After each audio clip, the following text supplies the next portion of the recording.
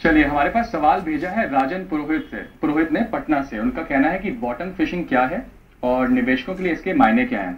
आसिफ हमारे से जुड़े हैं। आसिफ, फिशिंग तो आमतौर पर हम जानते हैं, फिशिंग जो होती है it's an activity to catch fish. ये शेयर बाजार में फिशिंग कैसे करते हैं और ये बॉटम फिशिंग का मायने क्या है? मतलब सबसे इम्पोर्टेंट चीज़ है कि आप जब फिशिंग करते हैं तो आपको बॉटम का शायद पता होता है।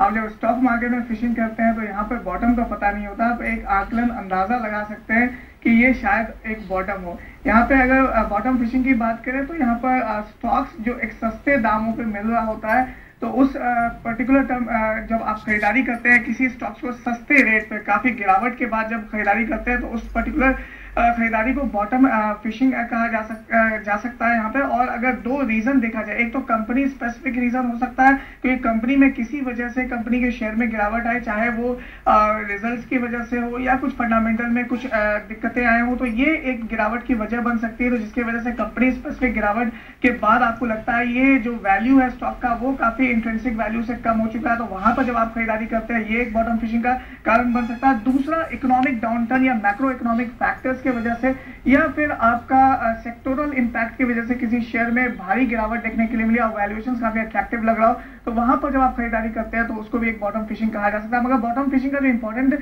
जो क्राइटेरिया होता है, ये क्राइटेरिया के बाद जो आप रीजन देखें तो रीजन ये होता है कि बॉटम फिशिंग करने के बाद आप उम्मीद करते हैं कि उस स्टॉक प्राइस में एक रिकवरी देखने के लिए मिले, जब एक नॉर्मलसी वापस आए तो वो स्टॉक बाउंस बैक करे। ये सबसे इंपॉर्टेंट चीज होता है जिसकी वजह से आप बॉटम फिशिंग करते हैं। यहाँ पर रिस्क काफी ज्यादा हो सकता है क्योंकि आप सोचते हैं कि ये एक बॉटम है जहां पे आप खरीदारी कर रहे हैं और उसके बाद एक बाउंस बैक देखने के लिए मिल सकता है, मगर रिस्क क्या है, शायद वो बॉटम नहीं हो, बॉटम उसके नीचे और भी ज्यादा हो, तो ये एक काफी ज्यादा रिस्क हो जाता है बॉटम फिशिंग में। मगर बॉटम फिशिंग तभी आप करते हैं जब आपको लगता है कि ये स्टॉक काफी कुछ अंडर वैल्यूड है और आपको एक बाउंस बैक दे सकता है। रिस्क ऑब्वियसली इसके साथ इंटैक्ट रहता है। जी मधुर।